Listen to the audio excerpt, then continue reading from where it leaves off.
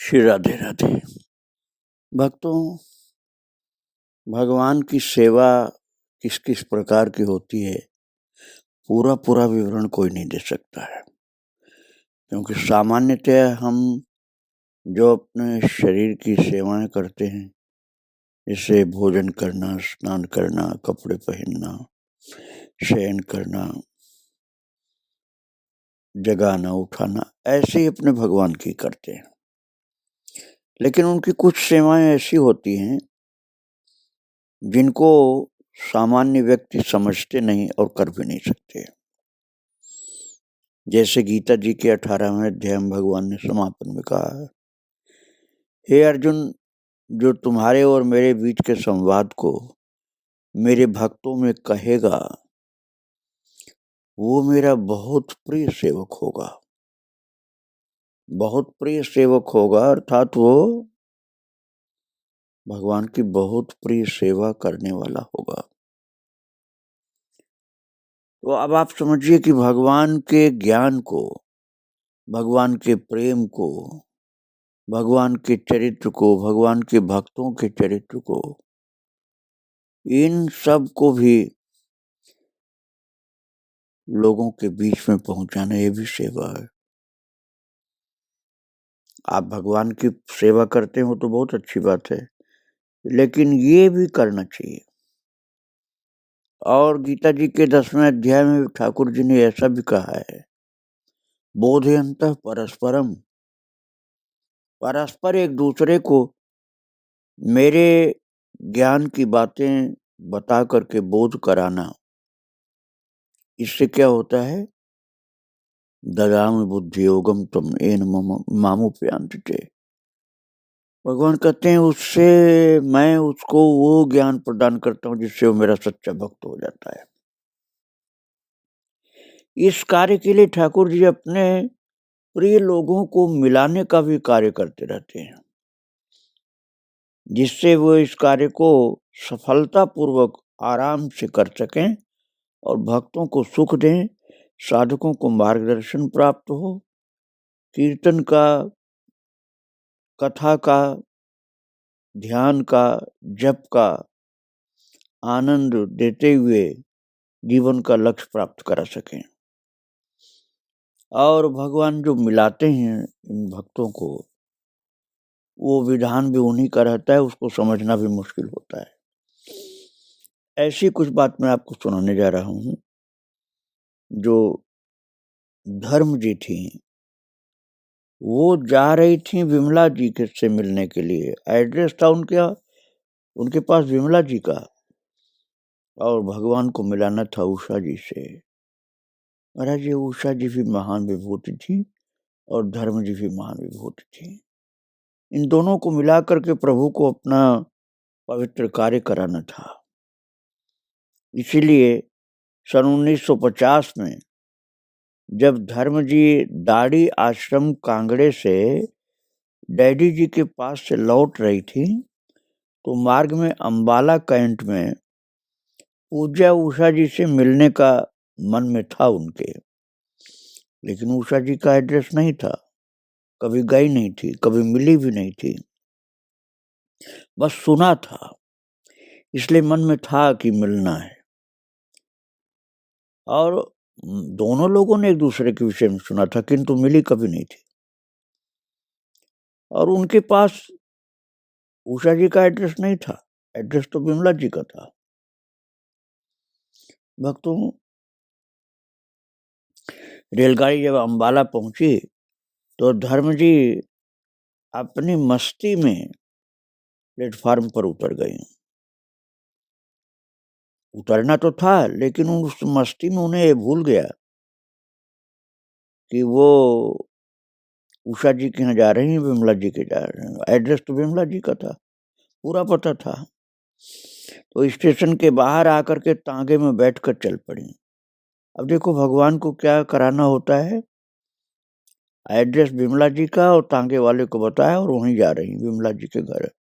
लेकिन धर्म जी ने विमला जी के घर का पता तांगे वाले को बताया था, पर आश्चर्य, तांगे वाले ने सीधा उषा जी के घर के आगे लगा करके तांगा खड़ा कर दिया। और सड़क पर जाते हुए किसी अनजान व्यक्ति से भी धर्म जी ने विमला जी के संदर्भ में पूछा था। और विधि का अजीब विधान कि उसने भी पूज्य उषा जी के मकान की ओर इशारा करके कहा, हाँ हाँ यही है विमला जी का घर, जबकि विमला जी का घर वो नहीं था, उषा जी का घर था। पर इस मकान पर पता तो कुछ और था। धर्म जी निश्चय ही नहीं कर पाई। तांगे वाले ने 3 चक्कर लगाए, पर फिर भी वहीं आकर के उषा जी के घर के सामने तांगा रोक दिया। अंततः धर्म जी तांगे से उतर ही पड़ी और पूज्या उषा जी बहुत लोकप्रिय थी। अम्बाला में उनका बहुत भक्तों की उच्च अवस्था में नाम था। उनकी आध्यात्मिक गरिमा की वजह से उनके यहाँ बाहर से बहुत लोगों का, संतों का आना जाना लगा ही रहता था। शायद इसी कारण तांगे वाला भ्रमित सा हो गया था। यह भगवान की इच्छा थी उषा जी से मिलाने की। धर्म जी ही प्रिय उषा जी से मानसिक चिंतन से इस प्रकार जुड़ी हुई थी कि उस समय उनके मुख से विमला जी के बजाय उषा जी ही निकल रहा था। कौन जाने कौतुकी श्याम सुंदर का ही इन 2 प्रेम बावरियों को इस तरह मिलाने का मधुर कौतुक था। अभी मिलना नहीं था, लेकिन ठाकुर जी को मिलाना था। कुछ भी हो, इन 2 कृष्ण प्रेमिकाओं का ये प्रथम मिलन एक बहुत ही सुखद घटना। न चाहते हुए भी भगवान ने इनको मिलाया था। ये नहीं चाहती थी अभी मिलना, लेकिन ठाकुर जी की इच्छा थी, मिला दिया और जबरदस्ती उनके घर पहुंचा दिया, जबकि एड्रेस दूसरा था उनके पास। धर्म जी के घर के भीतर कदम रखते ही पूज्य उषा जी पहले कभी नहीं देखी हुई इन चिर सखी को तुरंत ही पहचान लिया। और धर्म जी तो उन्हें देखते ही आह्लाद से भर करके नाच से उठी। अरे आप उषा जी ही है ना?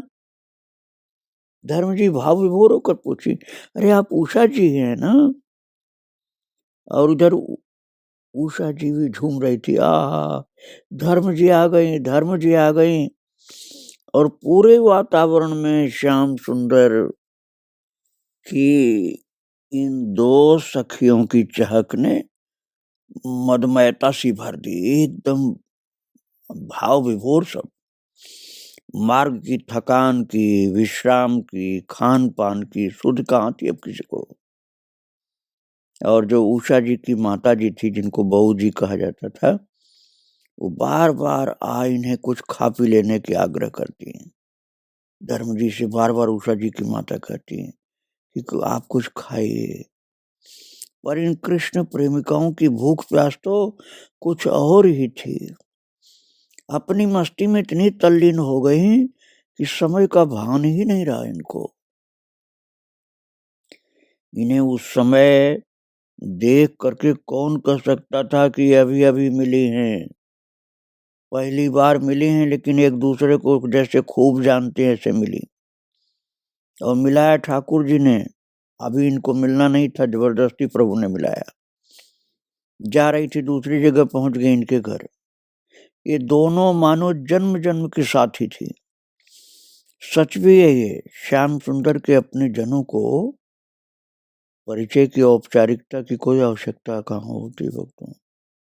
प्रीतम के संबंध का सूत्र ही उनका सुदृढ़ पाश होता है। पूज्य धर्म जी लगभग 1 सप्ताह तक अम्बाला में रुकी।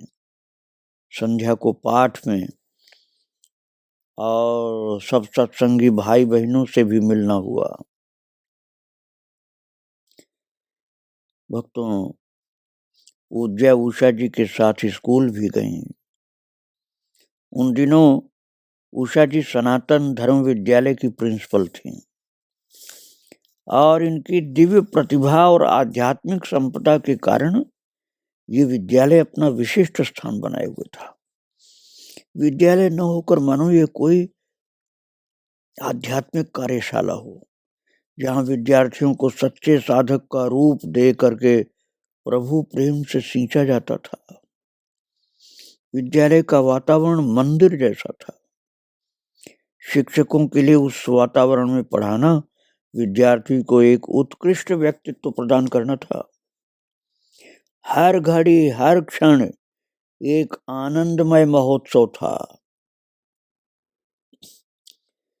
शिक्षकों के लिए और विद्यार्थियों के लिए भी उषा जी की छत्र छाया में ममत्व में पले ये सहयोगी वृंद एवं सब शिक्षक, विद्यार्थीगण सभी उनकी उदारता एवं प्रेम के समान पात्र थे।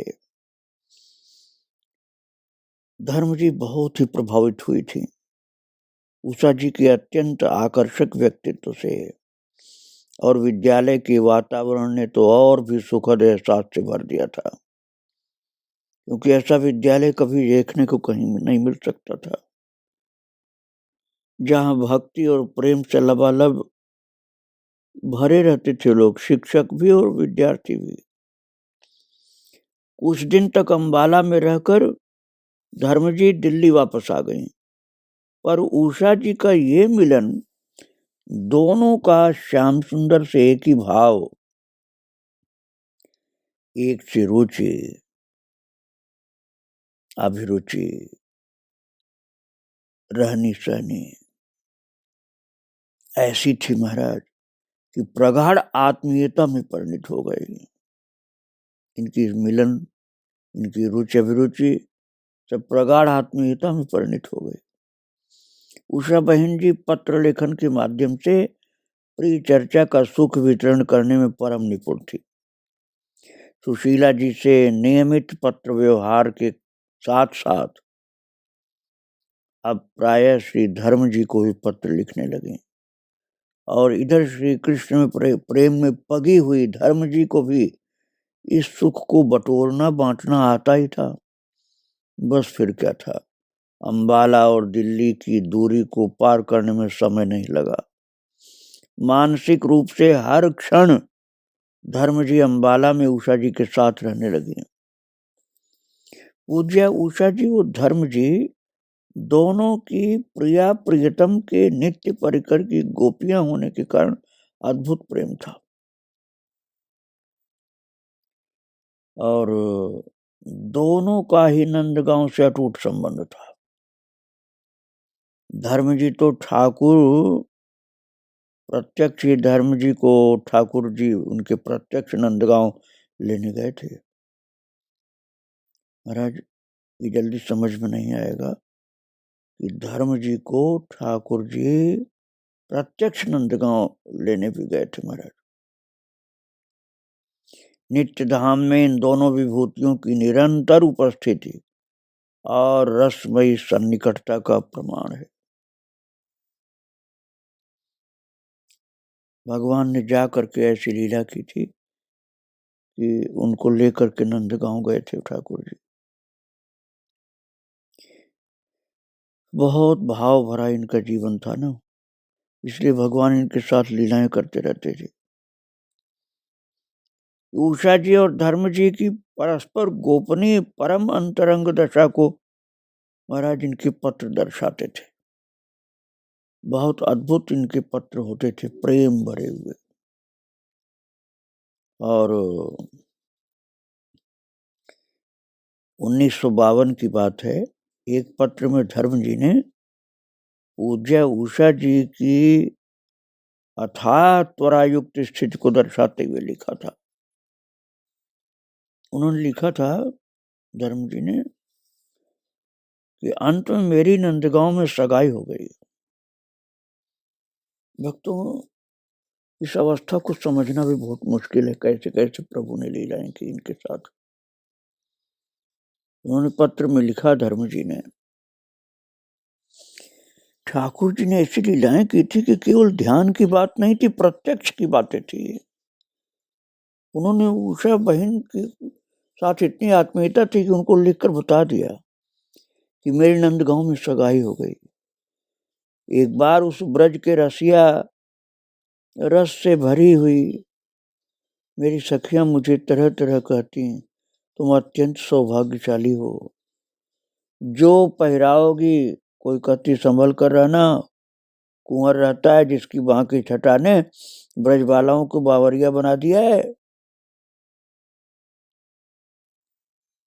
इनसे कहती थी धर्म जी से सखियां, सखियों का दर्शन होता था भक्तों को, और सखियां कहती थी संभल कर रहना, यहाँ जो कुंवर रहता है ना, अपनी बांकी छटा से ब्रजबालाओं को बावरिया बना दिया है, और इसके रसीले विशाल नयन निरंतर प्रेमासव के प्यासे, जिसकी बंक अवलोकन में चपलता नृत्य करती है, और उसकी हंसी क्रीड़ा देखना, कहीं उसकी कजरारी कटीली आंखों की कोर तुम्हारे हृदय में बरछी की नोक की तरह करारी चोट न कर जाए। धर्म जी लिखती हैं कि मैं कभी हंस देती और भक्तों कभी कहती हैं कि तुम मेरी चिंता नहीं कर, अपनी चिंता करो। आखिर वो दिन आ पहुंचा जिसकी वर्षों से प्रतीक्षा थी। महाराज धर्म जी ने अपने रहस्य की बात को बताया और लिखा कि मैं दुल्हन बनकर के नंदगांव आ गई। एक दिन सास की जरा तबीयत ठीक नहीं थी, अतः मुझको ही जल भरने जाना पड़ा। मैं अकेली थी, सोचा था अभी जल भर करके वापस आ जाऊंगी। अभी गांव से बाहर निकलकर कुंजों में प्रवेश किया ही था कि मुझे लगा कि मेरे पीछे कोई आ रहा है। मैं साहस करके आगे बढ़ती ही गई। एक कुंज में मैं मुड़ी तो देखा मैंने कि नील सुंदर मेरे सामने खड़े थे, निकट, अत्यंत निकट। मेरे पांव ठिठक गए। मेरे पांव जब ठिठक गए तो मैं भाग ही नहीं सकी। न शक्ति थी न चाह थी भागने की। और वो कल्पनातीत सौंदर्य, उसकी एक निगाह ने मेरी सुंदरता के गर्व को हरण कर लिया, और साथ में न जाने क्या कह करके करके कुछ देर में मैं मंत्र मुग्ध सी होकर के उस रूप माधुरी में पता नहीं क्या क्या करती रही। मैं कठिनाई से लोक मर्यादा का ध्यान लिया और लज्जा के कारण मैं चकित थी अपने ऊपर ही कि मैं क्या कर रही हूँ। और वह हठीले कहाँ मानने वाले थे, खड़े थे विद्युत की सी तीव्र गति से। पता नहीं क्या किया उन्होंने, मेरे शरीर को स्पर्श किया, मेरी ठोड़ी को अपने कर पल्लव से ऊपर उठा करके वो मेरे नयनों में नयन डालकर झांक रहे थे। तुम ही बतलाओ सखियों, क्या इतना पर्याप्त नहीं था उसके हाथों में बिक जाने के लिए? मैं उसकी बिना मूल्य की चेरी बन गई। ऐसी लीला कर दी उसने मेरे साथ। तब से प्रतिदिन का क्रम और भी न जाने कौन सी मधुर रसीली लीलाएं लीलाएं होती रही। सास ननद को सूचना मिलने पर उन्होंने मुझे बाहर भेजना बंद कर दिया। आज बड़ी कठिनाई से आई हूं उन लोगों की आंख बचा करके। महाराज धर्म जी के साथ जो लीलाएं प्रभु करते थे, उससे लगता है कि ये कृष्णावतार में जो गोपियां थी, उन गोपियों में से ही कोई गोपी थी। उन्होंने लिखा है उषा जी को पत्र में कि न मेरा कसूर है न उनका कसूर था, आंखों में आंखें डालकर देखा जरूर था। न मेरा कसूर है न उनका कसूर था, आंखों में आंखें डालकर देखा जरूर था। वे ऐसा करने भी तो पता नहीं कैसे चले आए थे या मुझको ले आए थे।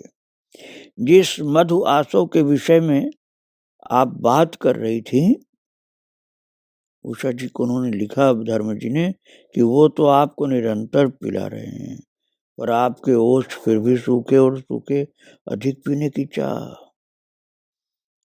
क्योंकि है ना, भरा ही निरंतर हो न पूरे। यदि वो रस उच्छिष्ट नहीं होता भक्तों, प्रभु का प्रेम रस कहाँ उच्छिष्ट होता, परम दिव्य होता है। और उन्हीं दिनों लिखे गए एक और पत्र में तो खुद ही उस रसिक सांवरे के हाथों के बिक जाने के उपक्रम को दर्शाते हुए अपने को नंदगांव की वधू होने को स्वीकारा है। अरे धर्म जी ने उषा जी को बताया कि मैं नंदगांव की एक वधू हूं। उस कल्पनातीत सौंदर्य को ठगी से देखती हुई धर्म जी ने लिख करके बताया था। अपना अपना अनुभव ही है ना। और मैं आपको रेहाना जी के विषय में कल थोड़ी चर्चा किया था। रेहाना जी कृष्ण भक्ता थी। उनके विषय में धर्म जी ने लिखा कि रेहाना जी ने मुझे यह आशीर्वाद दिया था कि श्री कृष्ण मुझ पर अपने प्रेम की कमली दे दें, यानी उनके प्रेम की प्राप्ति हो, पर आपको इतने से तसल्ली कहाँ। आपका अनुभव तो वो है जो आपने उसके आगे लिखा है। अर्थात धर्म जी ने और आगे लिखा है। एक बार स्वप्न में मैं रास देखने गई। ये धर्म जी लिखती हैं दोस्तों। उन्होंने लिखा कि एक बार मैं स्वप्न में रास देखने गई, वहां वे नृत्य कर रहे थे, मैं देखती रह गई। और स्वप्न में देखने गई थी रास भक्तों, और भगवान नृत्य कर रहे थे, वो देखती रही। इतने में उन्होंने मुस्कुराते हुए मेरी ओर निहारा और मैं सोचने लगी, ओ ये मस्त और शरारत भरी निगाहें, कन्हैया की निगाहें कितनी मस्त हैं और कितनी शरारत भरी हैं। ये अद्भुत रूप लावण्य, ये सांवली सलोनी छवि, ये किसी रासधारी की नहीं हो सकती। रासधारी अर्थात रासलीला में जो बालक कृष्ण बनाए जाते हैं, वो उसकी निगाह नहीं हो सकती है। हो न हो, ये वही है, ये वही है, अर्थात ये प्रत्यक्ष कृष्ण ही हैं। वे मुस्कुरा करके पुनः नृत्य करने लगे। अब उन्होंने आंखें नहीं उठाई, पर उनके होठों पर एक छिपी हुई मुस्कान खेल रही थी। और महाराज आपको मैं बता चुका हूँ पहले, उषा जी को बोबो भी कहा जाता था। तो धर्म जी पत्र में लिखती हैं कि बोबो हमारी भलमानसियत देखिए, मैं न उनके पास आए, न केवल गई नहीं उनके पास, और न वे ही मेरे अधिक निकट आए। तुम्हें विश्वास हो या न हो, पर सच ही हमने कुछ नहीं किया, उन्हीं से पूछ लेना तुम। इस तरह से भक्तों हृदय तो लुट गया था ना कन्हैया की लीला में। और धर्म जी को कितना विश्वास था बोबो के ऊपर, उषा जी के ऊपर, कि वो कहती हैं कि उन्हीं से तुम पूछ लेना। मैंने अपनी ओर से कुछ नहीं किया था, लेकिन सब कुछ हो गया था। बोबो आप तो बहुत थक जाती हैं और विवाह के कार्य के कारण और भी अधिक थक जाती होंगी। भक्तों संभवतः शीश भाई साहब की शादी की बात है, इसलिए विवाह वाली बात उन्होंने लिख दिया ऐसा। तो ऐसे समय में कोई आपको अपनी विधि से विश्राम कराता ही होगा, जिस प्रकार आप कन्हैया के द्वारा अरेस्ट होकर रेस्ट पाती होंगी। और उस राग भरे विश्राम की भी कभी कभी कोई बात लिख दिया करो ना। धर्म जी ने उषा जी से बहुत प्रेम से ये कहा था पत्र में लिखते हुए कि उस राग भरे विश्राम की भी कभी कभी कोई बात लिख दिया करो ना। कौन सी बात? जिस प्रकार कन्हैया से आप अरेस्ट होकर रेस्ट पाती हो। बड़े रस की बातें हैं भक्तों। बड़ा प्रेम था इन दोनों सखियों में, इसलिए पत्र के अंत में लिखती हैं आपकी और उनकी, उनकी मतलब कृष्ण की, आपकी और उनकी कोई विस्मृता धर्म। भक्तों, ये सामान्य बालिका या सामान्य स्त्री नहीं है। ये तो जो भागवत जी में भगवान ने गोपियों के आगमन पर कहा है ना, स्वागतम वो महाभागा, हे महाभागाओं तुम्हारा स्वागत है। रास पंचाध्याय में वर्णन, पंचाध्याय, रास पंचाध्याय में वर्णन है, जब गोपियां रात को आई थी भगवान के पास, स्वागतम वो महाभागा, ये महाभागाओं तुम्हारा स्वागत है। मुझे तो लगता है वो उसी प्रकार की गोपी थी, इसलिए इनके पत्रों में बड़ा रस है, बहुत प्रेम है, बहुत सरस लीलाएं हैं, जो एक दूसरे के पास अपने अनुभव को इस तरह से बता रही हैं।